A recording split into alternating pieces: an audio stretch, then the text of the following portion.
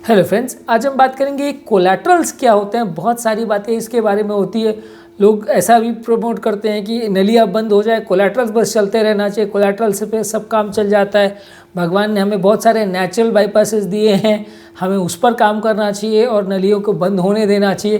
तो basically collaterals के बारे में कॉन्सेप्ट जानना और समझना ज़रूरी है कि एक्चुअल में है क्या चक्कर, और इसमें इतना इसके बारे में क्यों हाइप क्रिएट किया जा रहा है, और क्यों एंजियोप्लास्टी के बदले इसको करने का कोई सेंस नहीं है, या बाईपास के बदले इसको डेवलप करने के पीछे भागने का कोई सेंस नहीं है, क्योंकि ये इनकी क्या बेसिक फ्लॉज है या कैसी बेसिक प्रॉब्लम है इस कॉन्सेप्ट के बारे में, उस बारे में बात करेंगे। ये टॉपिक आपके काफ़ी मिथ्स और मिसकंसेप्शंस को क्लियर करेगा, क्योंकि ज़्यादातर लोगों को कोलेट्रल्स के बारे में कुछ खास कॉन्सेप्ट नहीं होता, और कोई भी डॉक्टर उनको अगर बता देता है कि हाँ इसमें नेचुरल कोलेट्रल्स बन जाएंगे, नेचुरल बाईपास हो जाएगा, बस इसमें सर्जरी आपकी बच जाएगी, और लोग उसके पीछे भागने लगते हैं, अपना पैसा टाइम बर्बाद करते हैं, और अननेसेसरी बहुत सारे पेशेंट्स में मर जाते हैं। तो ये चीज़ों को समझना ज़रूरी है। देखिए, कोलेट्रल्स का बेसिकली मतलब ये है कि हर नली में करोड़ों छोटी छोटी ब्रांचेस होती है, जो कि माइक्रोमीटर से भी छोटी होती है, जिससे वो नली अपने आसपास के सेल्स को सप्लाई करती है। अब देखिए, नली डायरेक्टली हर सेल के अंदर पेनिट्रेट तो नहीं कर सकती। नली तो मोटी होती है, 3-3.5 मिलीमीटर की होती है। सेल का साइज़ तो माइक्रॉन्स में होता है या नैनोग्राम्स में होता है। इतने छोटे छोटे नैनोमीटर्स वगैरह के साइज़ में इनको मेजर किया जाता है सेल्स को। अब उतने छोटे सेल्स में नली डायरेक्ट तो नहीं जा सकती, तो नली के अब छोटी छोटी ब्रांचेस होती है, वो ब्रांचेस की सब ब्रांचेस होती है, और उनकी भी छोटी छोटी ब्रांचेस होती हैं, जो कि हर सेल्स को पास तक पहुंचती है और उनको ब्लड सप्लाई देती है। ये सेल्स कई बार इतनी छोटी नलियाँ होती है कि उसमें एक बार में बहुत सारे सेल्स जा भी नहीं सकते, इतने छोटे कोलैटरल्स होते हैं। ये चैनल्स जो होते हैं, माइक्रो चैनल, जब अगर दूसरी नली को सप्लाई करना चालू कर दे, मान लीजिए किसी को एक नली में ब्लॉकेज है, यानी लेफ्ट एंटर डिसेंडिंग आर्टरी उसकी बंद हो गई, तो राइट कॉर्नरी आर्टरी या सर्कमफ्लेक्स आर्टरी या दूसरी कोई भी आर्टरी उसको छोटे छोटे माइक्रो चैनल्स के बीच में थोड़ा बहुत ब्लड देने लगेंगी। नॉर्मली हार्ट में 3 नलियाँ होती है, यही तीनों नलियों से ही कोलैटरल्स बनते हैं। इसको जानना समझना ज़रूरी है। ये कोलैटरल्स हवा में से आ जाते हैं और शरीर की दूसरी नलियों से आना चालू हो जाते हैं, ऐसा बिल्कुल नहीं है। एओर्टा यानी हार्ट की से निकलने वाली जो बड़ी नली है, उससे 3 कॉर्नरी आर्टरी निकलती है, जो कि हृदय को सप्लाई करती है, और इन्हीं 3 कॉर्नरी आर्टरी से ही ये कोलैटरल्स बनते हैं, जो कि हृदय के सरफेस पर सप्लाई करते हैं। तो अगर एक नली बंद हो गई तो बाकी दोनों नलियों से ही सप्लाई होगा उनको। ऐसा नहीं है कि वो सप्लाई कोलैटरल्स का जो है वो एओर्टा से आ जाएगा या ऊपर से आसमान से वो टपक पड़ेगा, वैसा नहीं है, वो दूसरी नलियों से ही आएगा। इसीलिए ये जानना समझना ज़रूरी है कि ये बाकी को नलियों को बंद होने आप नहीं दे सकते, क्योंकि अगर तीनों नलियाँ बंद हो गई और उनकी ब्रांचेस भी बंद हो गई, तो ये कोलैटरल्स को ब्लड सप्लाई कौन करेगा? कोलैटरल्स को एक नली अगर जीवित है तो वो दूसरे को सप्लाई करेगी। जब वो उसमें खुद ही अगर ब्लॉकेज आ गया तो वो दूसरे को कैसे सप्लाई करेगी? और मान लीजिए अगर किसी नली में अगर कोलैटरल वो दूसरे को दे रही है, तो उसका खुद का ब्लड सप्लाई बहुत अच्छा होना ज़रूरी है, क्योंकि अगर उसका खुद का ब्लड सप्लाई अच्छा नहीं है तो दूसरे को क्या वो कोलैटरल्स देगी? अगर आदमी के पास खुद खाने को रोटी नहीं है, वो तो दूसरे को क्या खिलाएगा? उसको पहले तो खुद को खाने के लिए रोटी चाहिए, तब तो दूसरे को खाना खिलाएगा। तो ये बेसिक कॉन्सेप्ट को समझना ज़रूरी है कि ब्लॉकेजेस को आप क्लियर नहीं करेंगे, सिर्फ कोलैटरल्स के भरोसे बैठे रहेंगे, तो कोलैटरल्स में भी ब्लड कहाँ से आएगा? कोलैटरल्स में भी तो नलियों से ही ब्लड आएगा। नलियों में जब रिस्क फ्री या stress free blood full refusion force के साथ जाएगा, तभी वो दूसरे को सप्लाई कर पाएगा। और ये भी जानने समझने की ज़रूरत है कि अगर एक नली दूसरे को सप्लाई कर रही है तो उसको ज़्यादा ब्लड की ज़रूरत पड़ेगी।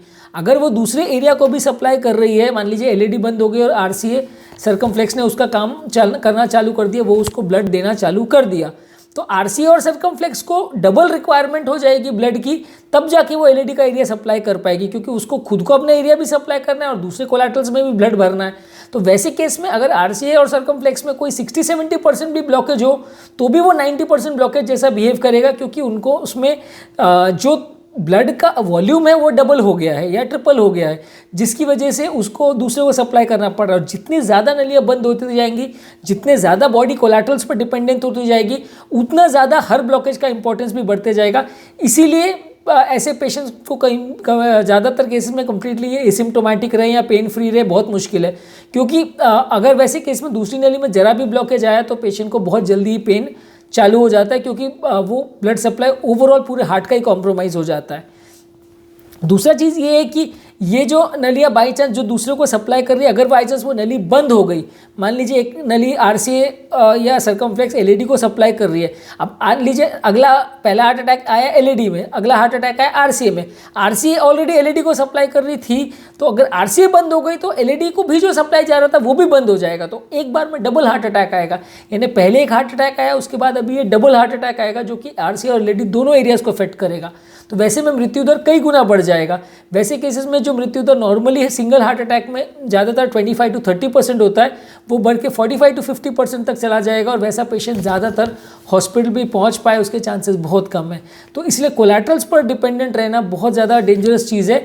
ये कोलैटरल्स जो है बहुत ज़्यादा वैसे भी ब्लड नहीं सप्लाई कर पाते, और ये कोलैटरल्स पर डिपेंडेंट रहने से ज़िंदगी नहीं चलती, क्योंकि जो दूसरी नली को कोलैटरल सप्लाई कर रही है वो नली की हालत परफेक्ट होनी चाहिए तब वो सप्लाई करे, और उसका साइज़ भी परफेक्ट होना चाहिए तब वो दूसरे को सप्लाई कर सकता है। मान लीजिए अगर कोई छोटी नली किसी बड़ी नली को सप्लाई कर रही है तो उसका खुद का ही साइज़ छोटा है, तो वो दूसरे को कहाँ से सप्लाई करेगी। तो बड़ी नली छोटे को सप्लाई कर सकती है, लेकिन छोटी नली बड़े को सप्लाई करे तो और मुश्किल हो जाती है, पेन का चांस और बढ़ जाता है।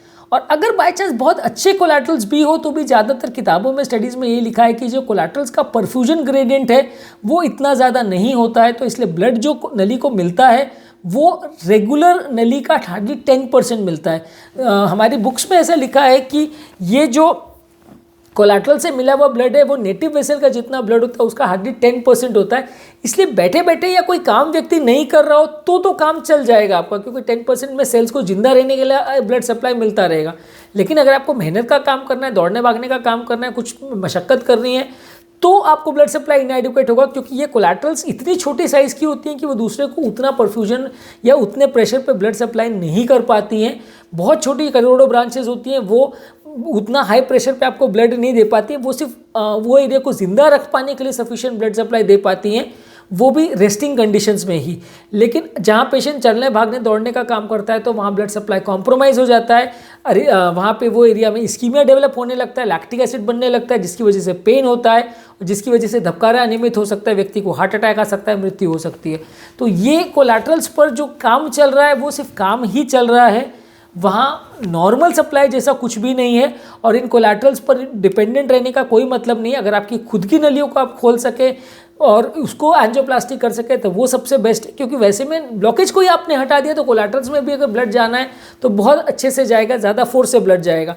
तो ब्लॉकेज को क्लियर करना सबसे इंपॉर्टेंट है, नहीं तो कोई कोलैटरल्स वर्क नहीं करेंगी। अब बाईपास और नेचुरल बाईपास में क्या फ़र्क है? बाईपास सर्जरी में जो सर्जन ग्राफ्ट केयर करता है वो एओर्टा से करता है, यानी बड़ी नली से एक चैनल क्रिएट करता है जिससे ब्लड आता है। तो ये ब्लड का प्रेशर बहुत ज़्यादा रहता है, जिसकी वजह से वो हाई प्रेशर में सारी कोशिकाओं में पहुंचता है, और जितना ये ब्लड सप्लाई मिलता है वो नेचुरल नली जितना ही मिलता है, यानी ऑलमोस्ट 95 to 100% ब्लड जितना नेचुरल नली करना चाहिए उतना ही प्रेशर से ब्लड आ रहा है। लेकिन कोलैटरल्स पर अगर आप डिपेंडेंट है तो कोलैटरल्स में ब्लड सप्लाई खाली 10% ही मिल रहा है। तो 10% में आप ज़िंदगी चला नहीं सकते। आप थोड़े दिन काम चला सकते हो, पर वो काम में भी आपका हार्ट धीरे धीरे करके फेल हो जाएगा। वो पोर्शन जिसको ये कोलैटरल्स पर डिपेंडेंट है वो कोलैटरल्स के भरोसे ज़्यादा दिन नहीं चला सकते।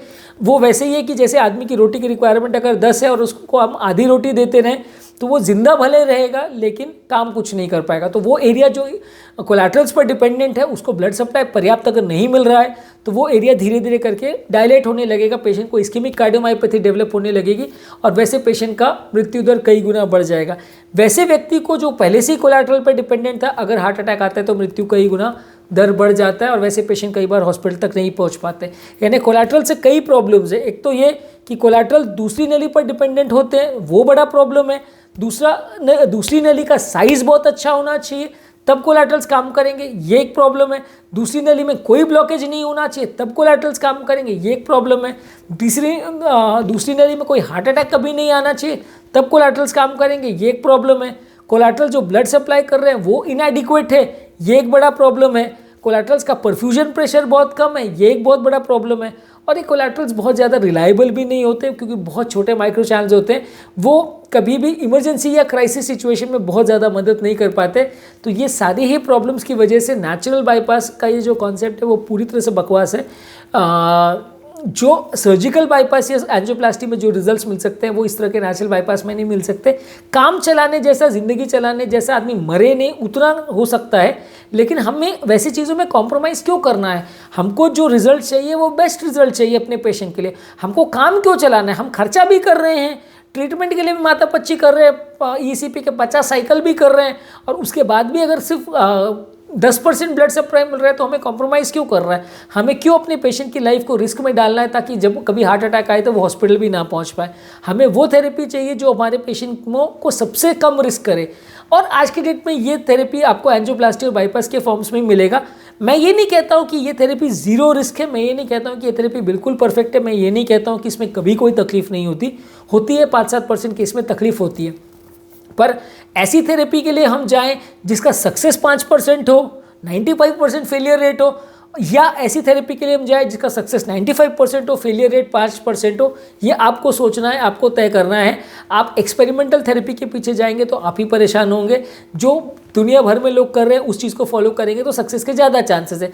मे बी फ्यूचर में इसमें और कुछ डेवलपमेंट्स आएंगी, जैसे मान के चलिए एंजियोप्लास्टी की टेक्नोलॉजी पिछले 25-30 सालों में आई है, और आज की डेट में वो इतनी डेवलप हो गई है कि दुनिया भर में 90-95% ब्लॉकेज उससे ट्रीट हो रहे हैं। तो धीरे धीरे करके जैसे साइंस इवॉल्व करता है, नई नई टेक्नोलॉजीज, नई नई चीज़ें आती हैं।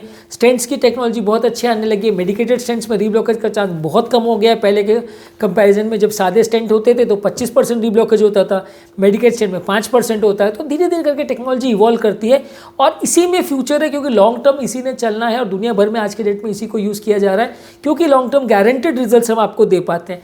बाकी सब बकवास जो भी है, कोलैटरल बेस्ड थेरेपीज जो है वो बकवास है। ज़्यादातर केस में वो आपको सिर्फ ऐसी थेरेपी देते हैं जिसका कोई प्रूफ नहीं होता। मान लीजिए अभी कोलैटरल्स बन भी गए तो इसका क्या प्रूफ है कि कोलैटरल्स बने? किसी भी एंजियोग्राफिक टेक्निक से आप इसको प्रूव नहीं कर सकते। मान लो बस मन की श्रद्धा से कि हाँ कोलैटरल्स बन गए, वैसे में आपको क्यों मानना है? आप एंजियोप्लास्टी कराएंगे तो आप CD को 50 जगह कंपेयर कर सकते हो कि कोलैटरल्स बने कि नहीं बने, या नली खुली कि नहीं खुली, पर नेचुरल कोलैटरल्स में ये है कि आपको मान लेना है कि बन गए हैं और विश्वास कर लो क्योंकि डॉक्टर ने बोल दिया। ऐसा हमें क्यों मानना है? हम वो थेरेपी करेंगे जो साइंटिफिकली करेक्ट है, वो थेरेपी करेंगे जिसका प्रूफ है। आप ऐसी थेरेपी करोगे जिसका कोई प्रूफ नहीं है, जिसको आप भी साबित नहीं कर सकते कि आपने कुछ करा है, उससे एक्चुअल में कुछ फ़ायदा हो भी रहा है कि नहीं, तो वैसी थेरेपी के लिए जाने का कोई सेंस नहीं है। उसमें फंसने का कई गुना चांस है। खर्चा at the end of the day उतना हो ही जाता है, और बाद में जाके आपको साइंटिफिक थेरेपी करानी ही पड़ती है। आज के टॉपिक में हमने बात की कि कोलैटरल्स का बेसिक कॉन्सेप्ट क्या है, उसको समझना जानना ज़रूरी क्यों है। यदि इस टॉपिक संबंधित आपकी कोई कमेंट्स, कोई सजेशंस है, या कोई और टॉपिक्स पर आप चाहते हैं हम वीडियोस बनाएं, तो नीचे कमेंट सेक्शन में उनके बारे में बताइए, हम उनको भी फ्यूचर में कवर करने का प्रयास करेंगे। जो लोग हमारे चैनल पर नए हैं उन्हें रिक्वेस्ट करूँगा कि चैनल को सब्सक्राइब करें। ऐसा करने से चैनल को कंटिन्यू करने के लिए हमें मोटिवेशन और इंस्पिरेशन मिलती है। अंत में मैं डॉक्टर नवीन अग्रवाल तहे दिल से आपका शुक्रिया अदा करूँगा कि आपने हमारे टॉपिक को एंड तक देखा, और डेफिनेटली आपको इससे कुछ सीखने को ज़रूर मिला होगा। हमारे चैनल पे बहुत सारे टॉपिक्स अलग अलग प्लेलिस्ट में डिवाइडेड है। Heart attack, angioplasty, angiography, cardiac investigations, heart failure, diabetes, hypertension, GI complaints, बहुत सारे प्लेलिस्ट है। आपको जिस तरह की बीमारी है या आपके रिलेटिव्स को जिस तरह की बीमारी है, आप मेरे चैनल पर उस प्लेलिस्ट पर जा सकते हैं, और उससे रिलेटेड आपको जो भी टॉपिक्स आपको वैलिड लगते हैं, आपकी बीमारी से रिलेटेड लगते हैं, उनको देख के उनका आप फ़ायदा ले सकते हैं।